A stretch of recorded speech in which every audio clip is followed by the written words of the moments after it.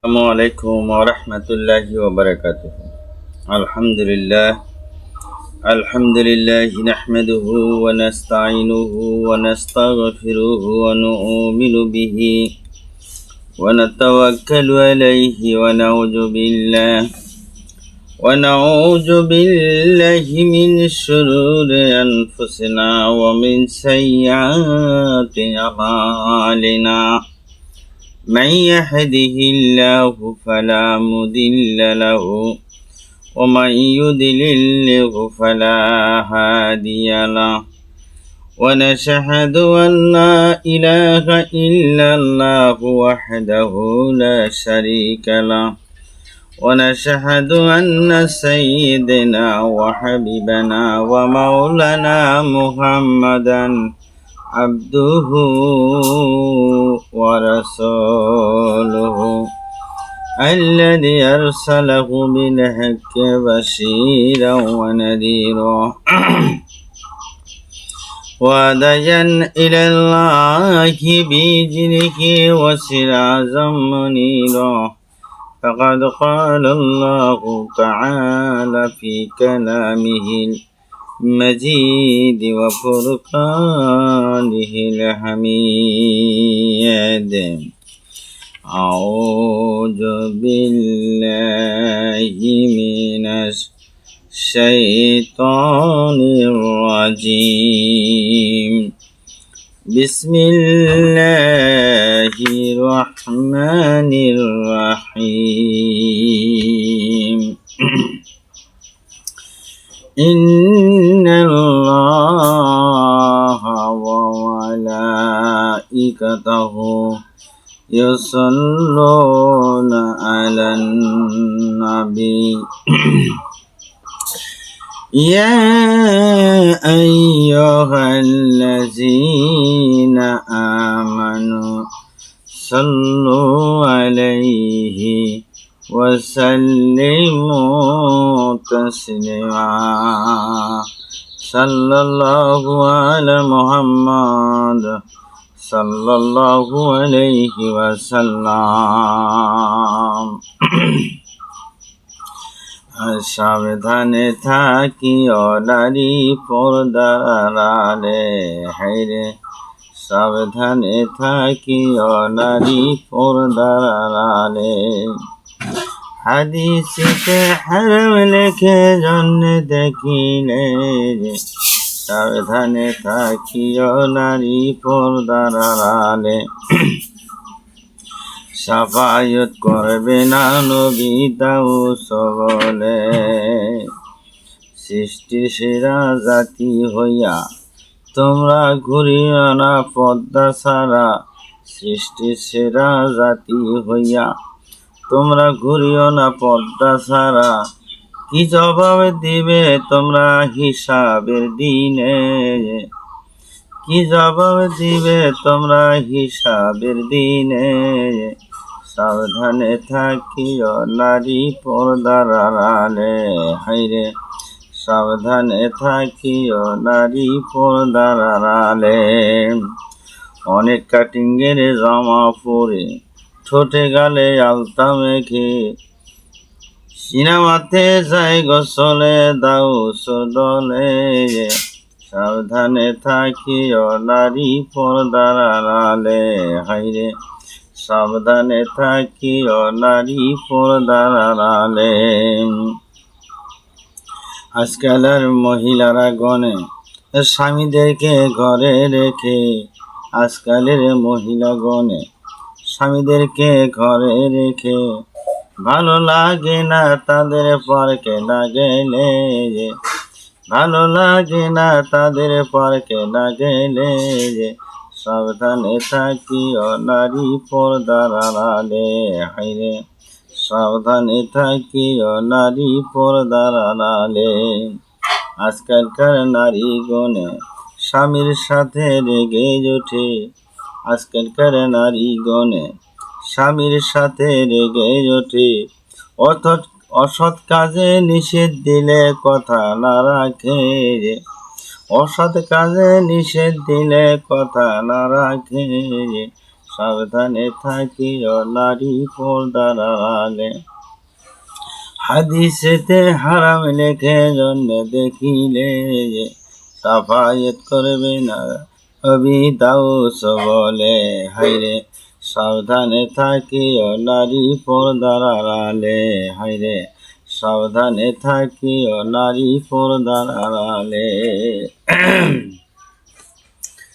আমার বন্ধুগণ, আল্লাহ রাসূল সাল্লাল্লাহু আলাইহি ওয়াসাল্লাম হাদিস শরীফে বর্ণনা করেন, ও দুনিয়ার মানুষ, তোমরা পর্দা করে চলবে।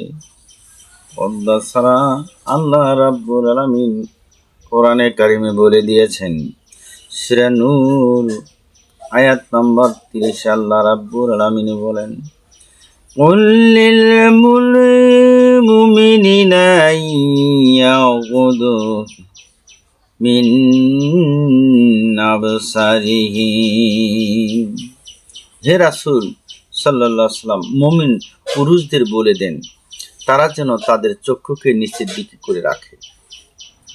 যেহেতু আমাদের জানা দরকার আমরা হালাল এবং হারাম, এবং আমরা হচ্ছে মুসলমান, এলে মেনে চলতে হবে। আমাদের ধর্ম হলো ইসলাম।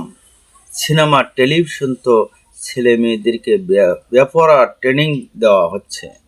আপনাদের কাছে অনুরোধ, মেহেরবানি করে ছেলে মেয়েদেরকে আল্লাহ রাস্তায় ফিরে নিয়ে আসেন, শাসন করেন। আপনার বেতের আঘাতে তাদের মৃত্যু হবে না, তবে সেই আঘাতে তাদেরকে জাহান্নামের ভয়াবহ আগুন হইতে বাঁচিয়ে দিবে। প্রতি সপ্তাহে অন্তত একটি বার ছেলে মেয়েদেরকে নিয়ে এক জায়গায় বসে ইসলামী আলোচনা করেন, কোরআন শরীফ ও হাদিসের আলোচনা করেন এবং শরীয়তের আলোচনা করেন। আপনার সংসারে রহমত নেমে আসবে, বরকত নেমে আসবে। সুবহানাল্লাহ।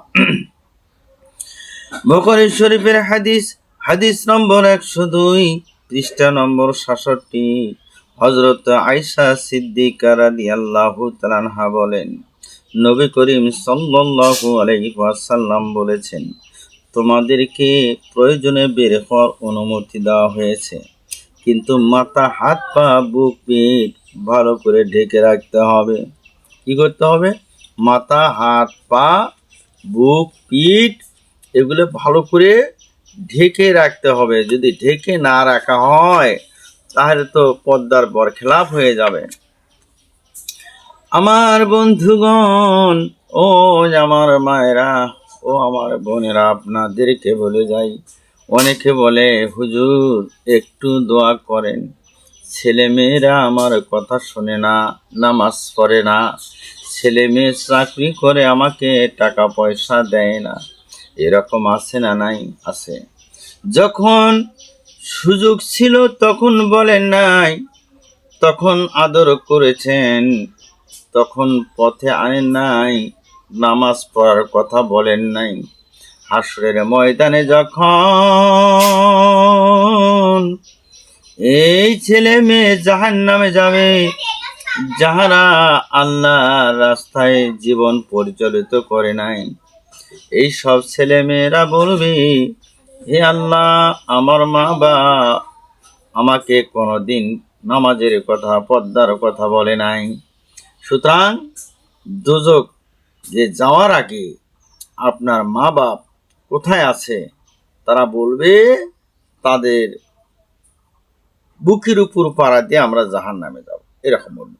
সূরা ফুসসিলাত আয়াত নম্বর 29, আল্লাহ পাক বলেন, নাজআলহুমা তাকাতা আকদামিন লিয়াকুন মিনাল আসফালি।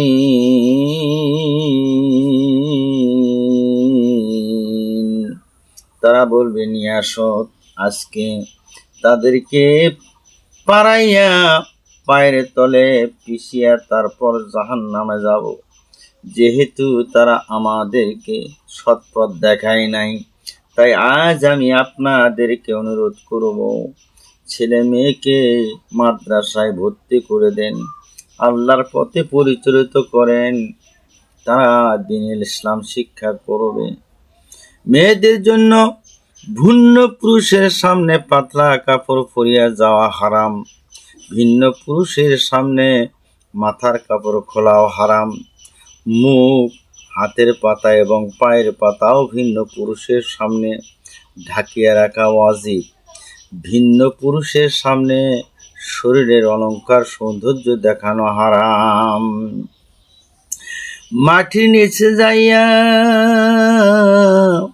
লক্ষ লক্ষ টাকা স্বর্ণরূপ পড়িয়া রহিয়াছে, দেখেন মাটির নিচে লক্ষ লক্ষ স্বর্ণরূপ পড়ে আছে, হীরামণি মুক্তা পড়ে আছে, তার দিকে কেউ নজর করে না, ফিরিয়াও চায় না, কারণ তা তো দেখা যায় না। সিন্ধুকের ভিতরে সোনা দানা টাকা পয়সা থাকে, এই জন্য কেউ নিতে পারে না। পথে ঘাটে রাস্তায় সোনা দানা একটু পয়সা ফেলে রেখে দেখেন কয়জন সাধু পাওয়া যায়, কয়জন সাধু পাওয়া যায়। ফলের বাগান করিয়া বেড়া না দিলে ছাগলে খেয়ে ফেলবে, ঠিক কিনা কন? অনেক মহিলাগণ বলে পদ্মা হলো দিলে দেখা দিলে কি হবে? অনেক মহিলারা বলেন পদ্মা হলো দিলে তাহলে দেখা করলে কি হবে? জোরে জোরে বলেন না আস্তাগফিরুল্লাহ। ও মা বোনেরা, আপনারা কি আল্লাহর কোরআন শরীফ মানেন না?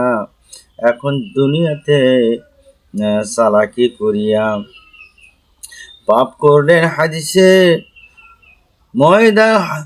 হাদিসের ও আমার ভাইরা, হাসরের ময়দানে আল্লাহর সামনে কি জবাব দিবেন গো? কি জবাব দিবেন? আজকে দুনিয়াতে চালাকি করতেছেন। আজকাল মেয়েদের স্কুলের সামনে, রাস্তায়, বাজারে মাস্তানদের যে উৎপাত দেখা যায়, উহার মূল কারণ হলো বেপর্দা বোনেরাই দায়ী থাকবে। কারণ তাহারা সাজিয়া গুজিয়া চুল কেট পিট বাড়ি করিয়া, ডানা গলা বাড়ি করিয়া, সাজিয়া গুজিয়া এমন ভাবে বাহির হয়, রাস্তা হেঁটে যায়, অঙ্গি ভঙ্গি করিয়া রাস্তা হেঁটে যায়। এই জন্য ও আমার মা ও বোনেরা, আপনাদেরকে বলে যাই যে এইভাবে যখন রাস্তা দিয়ে হাঁটবেন, পুরুষ ছেলেরা দেখলে পরে তাদের জিভে দিয়ে লাল পড়ে, তারা আকৃষ্ট হয়ে যায়, তখন তারা মেয়েদের উপর ঝাঁপিয়ে পড়ে। তখন তো আপনারা বলেন হাইজাকার এসেছেন। না না মা বোনেরা, আপনাদেরকে বলে যাই, আপনারা পর্দা করে চলেন। সূরা আলে ইমরান আয়াত নম্বর 12, পারা 3, মঞ্জিল 1, রুকু 9। আল্লাহ রাব্বুল আলামিন কোরআনে কারিমে বলেন, ইকুল্লিল্লাযীনা কাফারু সাতুগলাবুনা ওয়া তুহশারুনা ইলা জাহান্নামা ওয়া বিসাল মিহাদ। কাফেরদের বলে দেয় তোমরা শীঘ্রই পরাজিত হবে, আর তাদের স্থান হবে জাহান্নাম। কাফেরদের কি হবে? জাহান্নাম তাদের স্থান হবে, কাফেররা জাহান্নামে যাবে। এ কথা কোরআনে কারিমে সূরা আলে ইমরানে আল্লাহ রাব্বুল আলামিন 12 নম্বর আয়াতে বলে দিয়েছেন। আবার সূরা বাকারা আয়াত 218, পৃষ্ঠা 42, পারা 2, রুকু 11, আল্লাহ রাব্বুল আলামিন কোরআনে কারিমে বলেন সূরা বাকারার ভিতরে, ইন্নাল্লাযীনা আমানু ওয়াল্লাযীনা হাজারু ওয়া জাহাদু ফি সাবিলিল্লাহি। নিশ্চয় যারা ঈমানদার আল্লাহর পথে জিহাদ করে, আল্লাহর দয়া আশা রাখে, আর তাহারাই ক্ষমার অধিকারী যোগ্য। জেনে রাখো আল্লাহর পথে জিহাদ করা ফরজ। আল্লাহর পথে জিহাদ করা কি? ফরজ। বকর শরীফের হাদিস নম্বর 961, পৃষ্ঠা নম্বর 310, মুতার যুদ্ধের ঘটনা। হযরত আনাস রাদিয়াল্লাহু তাআলা হতে বর্ণিত, আল্লাহ রাসূল সাল্লাল্লাহু আলাইহি সাল্লাম বলেন, তৈরি হও, লড়াই হবে মুতার প্রান্তে। মুতার প্রান্তে লড়াই হবে, তৈরি হয়ে যাও। রাসূল করিম সাল্লাল্লাহু আলাইহি সাল্লাম জিহাদের ময়দানের জন্য সাহাবী کرامদের প্রস্তুত করছেন। সাহাবীরা তৈরি হয়েছেন, লড়াই হবে মুতার প্রান্তে। হুজুর নিজে এই জিহাদে যান নাই। এই জিহাদের ময়দানে হুজুর 3000 সাহাবী کرامদের প্রস্তুত করলেন এবং 3 জন সেনাপতি নিযুক্ত করলেন। আর ওই দিকে কাফেরেরা, রোমানেরা 1 লক্ষ সৈন্য, সুসজ্জিত, সুঅস্ত্রে সজ্জিত বাহিনী, তারা চলে এসেছেন মুতার প্রান্তে। লড়াই হবে মুতার প্রান্তে। হুজুর সাল্লাল্লাহু আলাইহি সাল্লাম 3 জন সেনাপতি নিযুক্ত করলেন। 3 জন সেনাপতি নিযুক্ত করলেন। হুজুর সাল্লাল্লাহু আলাইহি সাল্লাম ডাক দিলেন। 1 নম্বরে ডাক দিলেন, আমার পালক পুত্র জায়েদ, তুমি কোথায়? প্রধান সেনাপতির দায়িত্ব পালন করবে, আসো আমার সামনে। জায়েদ আল্লাহ রাসূলের সামনে দাঁড়িয়ে গেলেন। 2 নম্বরে সেনাপতির দায়িত্ব পালন করবে আমার চাচাতো ভাই জাফর বিন আবু তালেব, কোথায় তুমি? আসলেন, আল্লাহ রাসূলের সামনে দাঁড়িয়ে গেলেন। 3 নম্বরে এই জিহাদের ময়দানে সেনাপতির দায়িত্ব পালন করবে আমার সাহাবী আব্দুল্লাহ বিন রওয়াহা, কোথায় তুমি? এই 3 জন আসলেন আল্লাহ রাসূলের সামনে। হুজুর সাল্লাল্লাহু আলাইহি সাল্লাম এই 3 জনকে ডাক দিয়ে বললেন, যাও বাড়িতে গিয়ে বিবি, বাল বাচ্চা, পিতামাতার কাছ থেকে সালাম করে আসো, বিদায় নিয়ে আসো। বুঝতে আর কোনো কষ্ট রইল না। এই জিহাদের ময়দানের জন্য যে 3 জনের নাম নবীজি ঘোষণা করলেন, এই 3 জনের ভিতর থেকে একজনও ফিরে আসবে না। বোঝা হয়ে গেছে।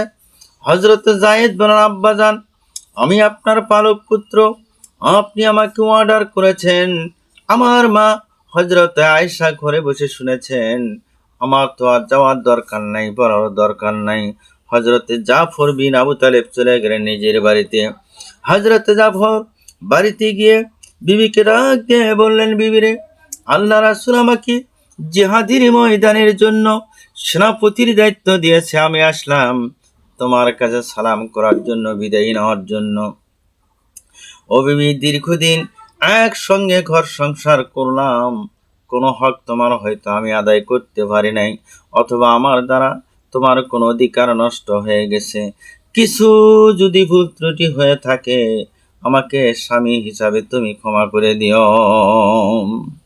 বিবি বলেন, প্রাণের স্বামী, আল্লাহ রাসূল আপনাকে জিহাদের ময়দানের জন্য সেনাপতির দায়িত্ব দিয়েছে, সেখানে আমি আপনাকে ফিরে থাকতে বলতে পারবো না, বরং আমি আল্লাহর দরবারে দোয়া করে। বিবি হাত তুললেন, রাব্বুল আলামিন আমার প্রাণের স্বামী জাফরকে ওই জিহাদের ময়দান থেকে গাজী বানায়ে দয়া করে আমার ঘরের ভিতরে তাকে তুমি ফিরিয়ে দিও। এবার হযরত আব্দুল্লাহ বিন রওয়াহা,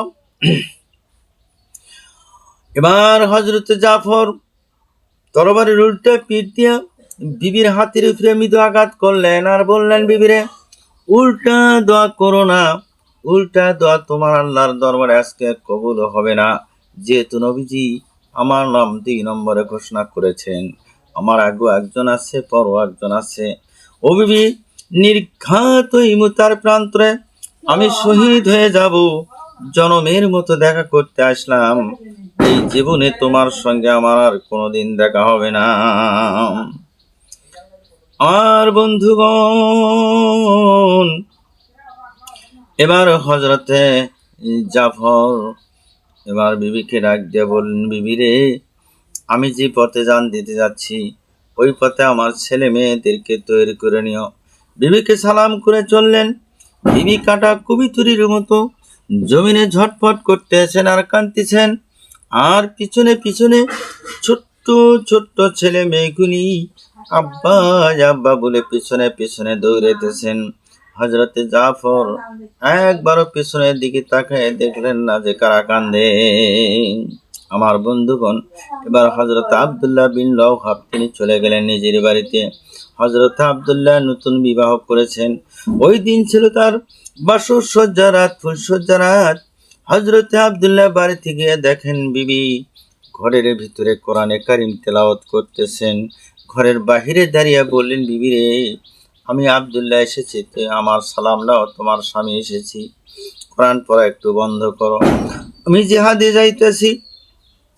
আল্লাহ রাসূল আমাকে জিহাদের ময়দানের জন্য সেনাপতির দায়িত্ব দিয়েছে, আমি আসলাম তোমার কাছে সালাম করার জন্য, বিদায় নেওয়ার জন্য।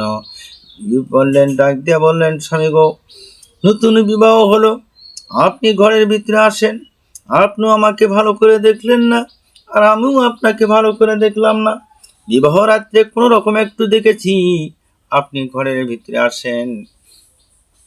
হযরতে আব্দুল্লাহ বলেন, বিবি রে, আমি ঘরের ভিতরে যাব না। যদি আমি ঘরের ভিতরে যাই, তোমাকে দেখলে আমার প্রেম জাগবে, ভালোবাসা জন্মাবে, আমি ঘরের ভিতরে যাব না। বিবি বলেন, প্রাণের স্বামী, আপনি যদি ঘরের ভিতরে আসেন, আল্লাহর কসম, আমি কোনো প্রেম নিবেদন করব না, ভালোবাসা দেব না, আমি শুধু প্রাণ ভরে একটাবার আপনাকে দেখে রাখতে চাই, যাতে করে কিয়ামতের দিন লক্ষ কোটি কোটি মানুষের ভিতরে আমি যেন আপনাকে স্বামী হিসাবে চিনে নিতে পারি। হযরত আব্দুল্লাহ বলেন, বিবি, এই রাজা যদি তোমার হয়, আর ধৈর্য ধারণ করে যদি থাকতে পারো, কিয়ামতের দিন ওই জান্নাতের ভিতরে ওই আল্লাহ তোমাকে আমাকে স্বামী স্ত্রী হিসাবে পরিচয় করিয়া দিবেন। আমার বন্ধুগণ, এই 3 জন সেনাপতি আর 3000 সাহাবী কিরামদেরকে নিয়ে চলে গেলেন মুতার প্রান্তরে। ওই মুতার প্রান্তরে লড়াই হলো। ওই লড়াইয়ে হযরত যায়েদ অনেকগুলি কাফির সৈন্যকে জাহান্নামে পাঠিয়ে দিয়ে তিনি নিজেও শহীদ হয়ে গেলেন। এবার হযরতে জাফর এক হাতে ঝান্ডা আর এক হাতে তরবারি নিয়ে এগোচ্ছেন সামনের দিকে। হযরতে জাফর এবার ডান হাত দিয়ে তরবারি উঁচু করে ধরেছেন। কাফিররা হযরতে জাফরকে ঘেরাও করে ফেলছেন। হযরতে জাফরের ডান হাতে কাফিররা আঘাত করলো। হযরতে জাফরের ডান হাত কেটে মাটিতে ছুঁড়ে পড়ে গেল। হযরতে জাফর বাম হাত দিয়ে উঁচু করে ধরেছেন তরবারি। কাফিররা হযরতে জাফরের বাম হাতে আঘাত করলো, বাম হাত কেটেও মাটিতে ছুঁড়ে পড়ে গেল। হযরতে জাফর এই কাটা 2টি হাত দিয়ে ইসলামের পতাকা বুকের সঙ্গে জড়িয়ে ধরেছেন, আর পাশের সাহাবীদেরকে ডাক দিয়ে বললেন, ও রাসূলুল্লাহর সাহাবী, আল্লাহ রাসূলকে আমার সালাম জানাইও, আর বলে দিও, জীবনের শেষ নিঃশ্বাস পর্যন্ত ইসলামের পতাকা আমি মাটিতে পড়তে দেই নাই। সুবহানাল্লাহ। আর আমি এখন হয়তো শহীদ হয়ে যাব, যেহেতু আল্লাহর জান্নাতের সুঘ্রাণ আমি আমার নাকের ভিতরে পাইতেছি। হযরতে জাফর শহীদ হয়ে গেলেন। এবার হযরতে আব্দুল্লাহ বিন ওহাব, হযরতে আবু উবাইদা 2 জনে চললেন ঝান্ডা ধরার জন্য। ওনারা বলেন, এগিয়ে দিয়ে দেখি শূন্যে পতাকা উঠতেছে। আমরা ভাবলাম আমরা যাওয়ার আগে ইসলামের পতাকাকে ধারণ করলো। কাছে গিয়ে দেখি হযরতে জাফরের ডান হাত কাটা, বাম হাত কাটা, পা 2টা কাটা, মাথাটা এক জায়গায় পড়ে আছে, দেহটা এক জায়গায় পড়ে আছে, শুধু মাথাটা এক জায়গায় পড়ে থেকে ইসলামের পতাকা কামড়ে ধরে উঁচু করে রেখেছেন, মাটিতে পড়তে দেয় নাই।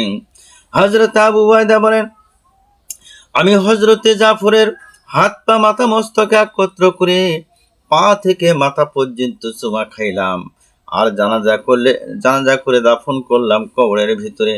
রাত্রিবেলায় স্বপ্নে দেখি হযরতে জাফর আল্লাহর জান্নাতের ভিতরে ফেরেশতাদের সঙ্গে উড়ে বেড়াইতেছেন।